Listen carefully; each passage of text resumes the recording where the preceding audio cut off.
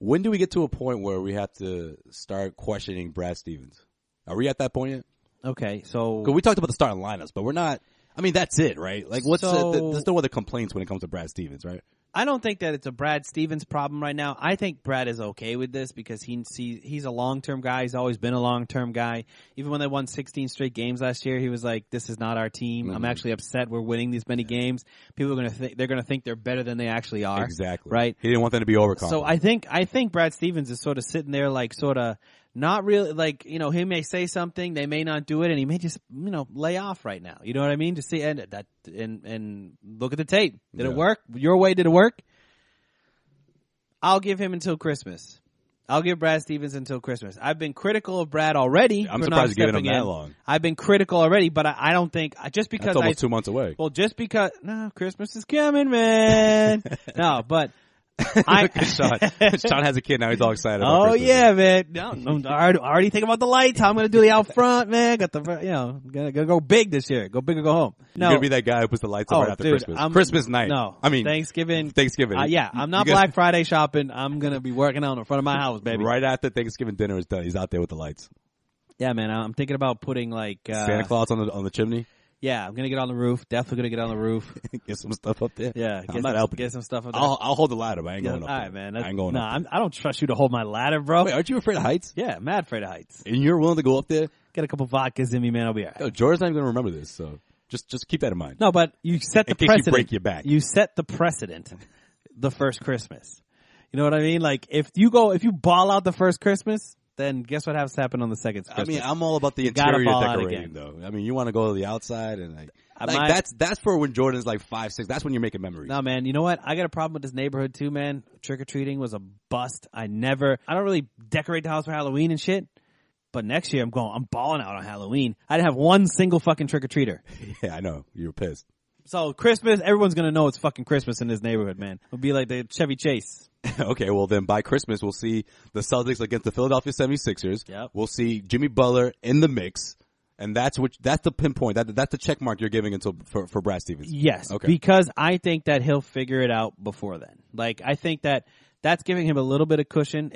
Obviously, I'm the biggest Brad Stevens guy you'll ever see. You don't want to see a new head coach, not at that point. No, not at all. And I'm not even gonna say that at Christmas, but like, I think at that point, if you get to Christmas and you're a 500 team, Brad Stevens' message is not resonating with this group. That's the assumption that we can make. Because right now it's definitely not. You give him 20 more games, it should, right? At some point there should be like a 6, 7, 8 game winning streak in that, which brings you above water. But I'm saying if you get to Christmas and you're still middling around 500 and, you've had a couple big wins, but a couple of dud losses along the way, and, you're still not seeing the right Tatum, you're still not seeing, I think that's my point where I'm going to say something needs to happen with this team. Brad Stevens' message isn't getting through to this team. Don't change what Brad Stevens has done. Obviously, he's taken teams, right? You want to see a change to the personnel. There's got to be a personnel change at that point. Big time. Right. Big time. That's the point I say. Is this working? If you get to Christmas, you can definitively say yes or no. I've been content with Brad Stevens overall. I'll say that. What's surprising me right now is he hasn't held his players accountable for what's going on, and I'm really surprised by that. Yeah. You're seeing him make excuses for his team. Listen, I get it. There's a metric out there that records the level of difficulty teams are facing in terms of their opponents, and the Celtics are number 1 on that list. The Celtics have had the toughest schedule. They're supposed to be the best team in the East. The first 11 games, but hey, out of 30 teams in the NBA, the Celtics have the toughest. Have had the toughest first 11 games of the regular season. Okay. Couple that with the fact that we thought they would start a little bit slow with trying to work Gordon Hayward back into it. Right. And maybe Brad the Raptors early and the maybe Brad Stevens is able to look at it and just say, okay, this is this is what he expected. But I don't think I'm just surprised he said that though. Like going forward, he pointed to that. Yeah. And he also that's not Brad Stevens though. It's not. That's Brad Stevens making his team, I think, sort of goes back to what I said before. Last year, they won 16 straight, right? He said, we're not this good. Yeah. Like, he doesn't want his team to feel too good. But that's the thing, though. With me, it's like, why aren't we hearing that same kind of Brad? Because I think it's different. I think it's different. I don't think the team's overconfident. I don't think the team's confident. I think Brad's managing that way. I think he sees a lot of shaky mental states right now with his team, whether it's Hayward, Tatum, Brown, Kyrie. I mean, Kyrie's been a head case all season so far. It's hot, cold Kyrie, right? I think he sees that and he's being sensitive to it. And maybe he's trying something different, but at one point, I think you're going to see that he's just going to put his foot down and say, listen, get into the gym, Tatum. I'm not playing you. I'm playing you 15 minutes tonight. Coming off the bench, find yourself. You know what I mean? Tatum did come off the bench in the second half against the Phoenix Suns. I mean, he had it with Tatum.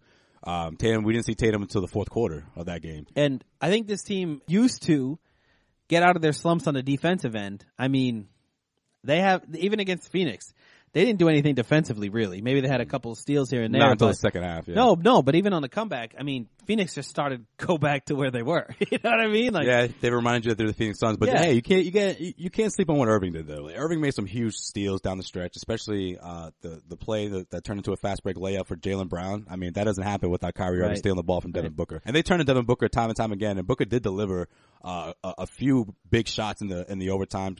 Him and Kyrie were just going back and forth, but obviously Kyrie got the best of him, and that's the way it played out. I mean, we all knew going into overtime, there's no way the Suns are going to win this game. Yeah. I mean, the second that the Celtics forced OT, forget it. They had no chance. I mean, their confidence was completely shot, and we knew the Celtics were going to win the game.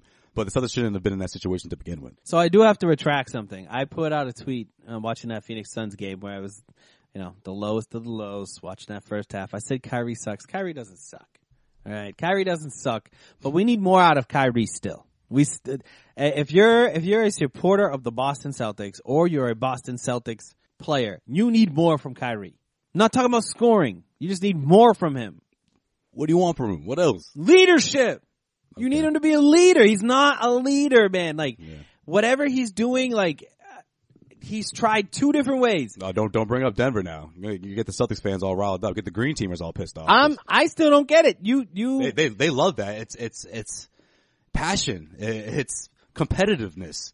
When you act like a child and throw the ball into the stands, I mean that means he really cares about the game. Kyrie needs to be a leader. Here's the thing. He's trying. I think the Celtics have enough talent to win games with Kyrie and even the 75% Kyrie. I just need him to be a leader. That's what this team is missing. Other than Brad Stevens, and I want an answer. Other than Brad Stevens, who's the voice of this team? Kyrie. Marcus Morris. Marcus Morris is the leader of this team. Hands down so far. And that can't happen. You can't have your bench player and your goon be the leader of this team, man. Kyrie needs to be a leader. It's either Kyrie or you can't look at Tatum to be a leader. Al Horford's always been a silent leader. Yeah, he's a locker room leader. He's there, but he's not getting them out, going out to battle. No. This team needs somebody like that. And as much as I want to hate on LeBron James, and how stupid he is, and no, just and people look at him like you're a loser. He has a way to get people to do what he wants. To do what he wants, right? Yeah. Even though what he wants is probably the wrong thing. You'll be I'll just trade you away, right? Yeah. But he's a leader, right?